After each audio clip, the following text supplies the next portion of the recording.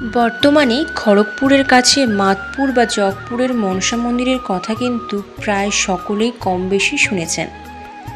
অনেকে এটি মাতপুর মনসা মন্দির বা জগপুর মনসা মন্দির নামেও চেনেন। এটি মাতপুর এবং জগপুর রেলওয়ে স্টেশনের মধ্যবর্তী জায়গায় অবস্থিত। পাঁশকুড়া থেকে মেদিনীপুরগামী ট্রেনে করে চলে যেতে হয় মাতপুর স্টেশন। পাঁশকুড়া থেকে মাত্র 6টি স্টেশন পরেই এই স্টেশনটি। আমিও গতকাল সপরিবারে চলে গেছিলাম সেই মাতপুরে মনসা মায়ের মন্দিরে। এই নিয়ে এটা আমার দ্বিতীয়বার। মাতপুরের এই মনসা মায়ের কথা বর্তমানে প্রায় সকলেই শুনে থাকেন। এই মন্দিরের মা খুবই জাগ্রত এবং ভক্তদের মনস্কামনা পূর্ণ করে থাকেন বলেই এই থানে প্রতিদিনই হাজার হাজার ভক্তদের ভিড় উপচে পড়ে। এই মন্দিরটির একটি বিশেষ বৈশিষ্ট্য হলো অন্যান্য মন্দির বা ধামের মতন এখানে কোনো ব্রাহ্মণ মন্দিরের পুজো করেন না। ভক্তরাই এই মন্দিরের পুরোহিত বললে চলে।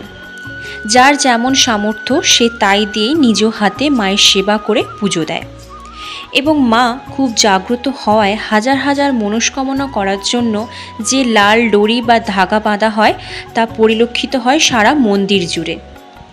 এবং যাদের মনস্কামনা পূর্ণ হয় তারা পরের বার এসে আবারও মাকে পুজো দেন। কেউ বা হাঁস দিয়ে যান, কেউ দিয়ে যান মায়ের মাটির মূর্তি। এখানে মূল যে বিগ্রহটি রয়েছে সেটি হলো একটি মাটির ঢিপি, বর্তমানে যেটি পাথর দিয়ে নির্মাণ করা হয়েছে। আরও একটি বৈশিষ্ট্য হলো এই মন্দিরে কোনো ছাদ নেই।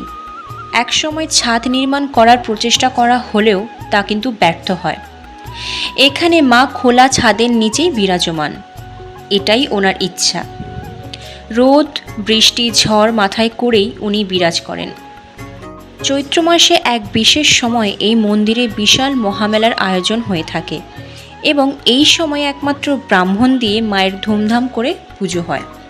এই সময় বলি প্রথাও হয়। যাদের মনস্কামনা পূর্ণ হয় তারা হাঁস দিয়ে যায়। সেই সমস্ত হাঁসগুলিকে এই সময় মায়ের কাছে বলি হিসেবে প্রদান করা হয়।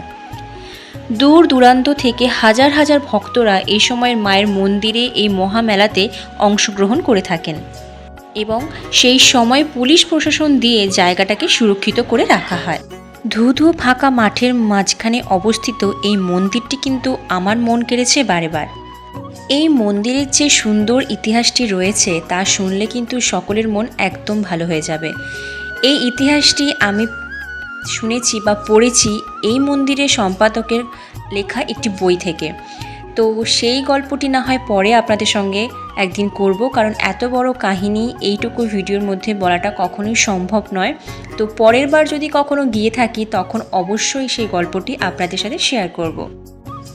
মায়ের এই মন্দিরটিতে আমার যাওয়ার ভাগ্য হয়েছে বিয়ের পর শ্বশুরবাড়ির তরফ থেকে আমি এখানে প্রথম যাই এবং এই নিয়ে আমার এটি দ্বিতীয়বার যাওয়া। এবারে কিন্তু আমি আমার মা এবং বোনকেও সাথে করে নিয়ে গিয়েছিলাম। এবারে একটু বলি এই মন্দিরে গিয়ে আমার অভিজ্ঞতা কেমন হয়েছে।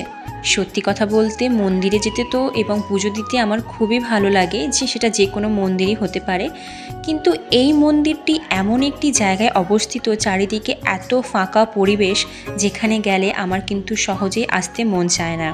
এবং এখানে যে পুজো দেওয়া যে ভিডিওটা দেখছো, এভাবেই কিন্তু সকল ভক্তরা মায়ের এই যে মাটির ঢিপি বা এখন পাথরের ঢিপি বলতে পারো, এখানে পুজো দিয়ে থাকেন নিজের হাতে।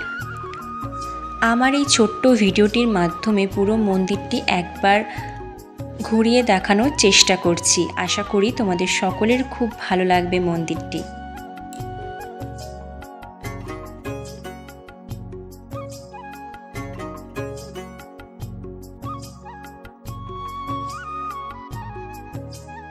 যেহেতু আগেই বলেছিলাম এখানে কোনো মায়ের মূর্তি পূজিত হয় না, মায়ের ওই ঢিপিকেই মেন বিগ্রহ হিসেবে পুজো করা হয়। আর এখানে যে মাটির মূর্তিগুলো ওইটা হলো যারা মনস্কামনা পূর্ণ হয়ে যায় যাদের, তারা ওই মাটির মূর্তি এই মন্দিরে এসে রেখে যান। আর এখানে কিন্তু আপনারা অনেক নিরামিষ খাবারের দোকান, পুজোর ডালি দেওয়ার যে সরঞ্জাম সেই সমস্ত দোকান এবং টুকটাক সাজের জিনিসের দোকানপত্র পেয়ে যাবেন। এখানে 40 এবং 50 টাকা করে নিরামিষ খাবার মানে নিরামিষ ভাতের থালি আপনারা পেয়ে যাবেন। যেহেতু আমরা শনি মঙ্গলবার বাদে রবিবার গিয়েছিলাম তাই প্রায় দোকান কিন্তু বন্ধ ছিল।